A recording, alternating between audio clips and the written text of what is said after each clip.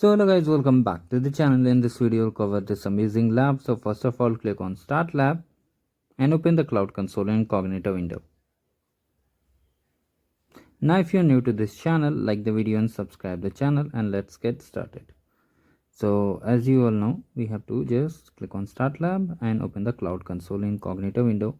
Now here sometimes it asks for user and password. For that you need to always check the lab instruction where we have just initiated the open the console command.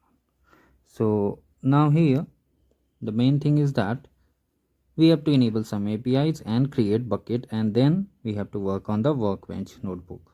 Basically click on the API and services, click on library, keep API services and library. Now here basically we have to enter the API name. For that, come back to the lab instructions and just enter the API name like this. Let me show you how you have to enter. You need to go to task number 1, copy the API, search for from here to here, copy it carefully, paste over here and hit enter. Now click on it and click on enable. It will take some time, so wait for it. Now once the API is enabled, what you need to do, on the search box you have to just click on cloud storage. If you are unable to find this cloud storage, just type buckets or cloud storage and just click on it like this. Okay, so we are opening the buckets. Now here basically we have to create a bucket, and for the name, the bucket name should be unique, so you are using project ID because we have project ID unique, and same with the region and zone. So you have to just select the region and zone as per lab instruction. Click on the region and just select the region as per lab instruction. Now create the bucket. It will take few seconds. Click on confirm. Now just click on the confirm button and it will work sometime and then get created. Now once the bucket is created, what we need to do, we have to open the Jupyter notebook. Basically we have to create a Jupyter lab. So for that, come here and from the navigation menu, just come here from the navigation menu, Vertex AI, and just click on the dashboard section. Just click on dashboard. Here this page will open. Basically here you have to click on the enable all recommended APIs. It will refresh again, and once you have clicked on it, no need to click on it again if it shows like this. Now basically we have to create a Workbench Jupyter notebook. So for that we need to click on this Workbench. You can see on the notebook section, click on it. Now basically here we are creating a notebook for doing our task. Now one important thing you need to take care is that you have to just make sure you are in the instance section. You can see here we are in the instance section. If it shows user managed notebooks, click on the instance. Now for the instance name, you need to check the lab, copy the name carefully, because sometimes you may copy unnecessary extra space or full stop. Copy carefully and just paste on the Workbench. Let me show you. Here just replace it and make sure there is no any extra space. Now for the region, let me show you once again. If you make any mistake, you won't get full score. Now remove the extra space. Now for the region and zone, always check the lab instruction. Here multiple alphabets are here. For me it's A. It depends on your configuration. Now click on create. It will basically take 2 to 3 minutes to get created, so you need to wait for it. Now many times what happens, the files are not visible in the Jupyter notebook. So what you need to do, we have to just reset the notebook. Click on it and just click on reset. Reset only when the files are not visible or you get unnecessary error. Now follow the way I am doing, you will definitely get full score without any issue.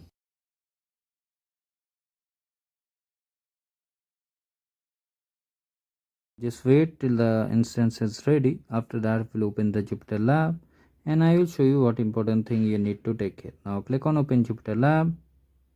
So basically sometimes what happens, the Jupyter lab is having some issues. Then you have to come back here and open the Jupyter lab. Basically like the Jupyter lab is not opening or you're facing unnecessary error. In such case you have to reopen it. So I hope you understand. Now wait for the Jupyter lab page to open.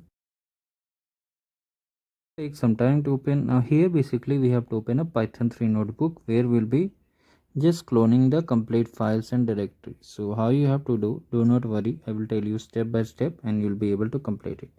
So just click on this Python 3, come back to the lab instructions, click on the task number 4. you need to go to the task number 4, copy this, paste over here and click on this play button. Once the play button is done, it will download the files to our system, basically to the notebook to be more precise.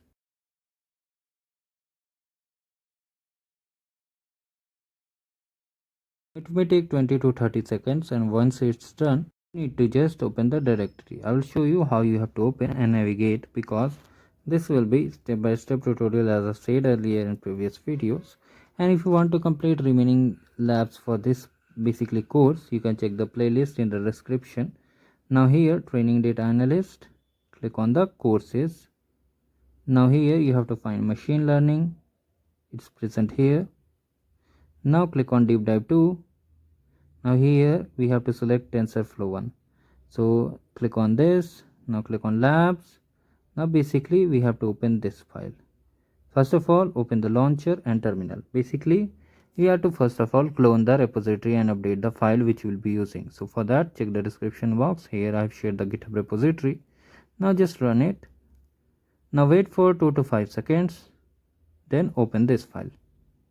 So here basically what you need to do, here we have to make some modification. First of all, update the kernel and click on select. Now wait for the kernel to get connected, and then here basically all the tasks have been updated just by using my repository, because I am trying to help you guys. Now here, once the kernel is idle, you have to just run this. Use this play button to run the command. Now after that we have to restart the kernel. If you don't restart the kernel, you will face unnecessary error. Click on kernel, then click on restart and click on restart. If you get any kind of pop-up, no need to worry about it, just wait. Now the main thing is that here we have to update the region. So where is the region? You can see on the lab instruction panel also, or you can just go to the workbench. So just copy the region carefully. You have to copy the region, do not copy the zone. Okay, so replace it like this. Paste over here. Now all things have been done. Now you can verify here, we don't have to modify any other regions also. Now what you need to do, you need to click on here, click on run, selected cells and all below. Now it will take more 5 to 10 minutes, sometimes even up to 3 minutes, and all the tasks will be done. So you need not to worry. Meanwhile, in case you haven't subscribed the channel, do subscribe it and like the video. Now let's wait till all the tasks gets completed. Wait for the complete task to get completed. Once the kernel, you can see it shows idle, we will check the score for the remaining task.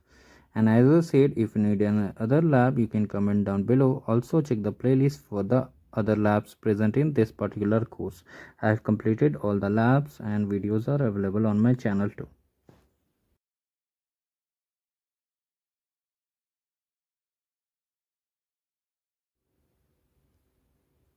So finally you can see kernel is now idle. Now let's check score for all the particular tasks. You can check the score like this also, or you can use the checkpoint on the checkpoint flyer on the right. You'll definitely get the score if you follow the way, and if you face any error, you can comment down below. One more important thing is that many times what happens, the Jupyter lab faces issues on this particular zone.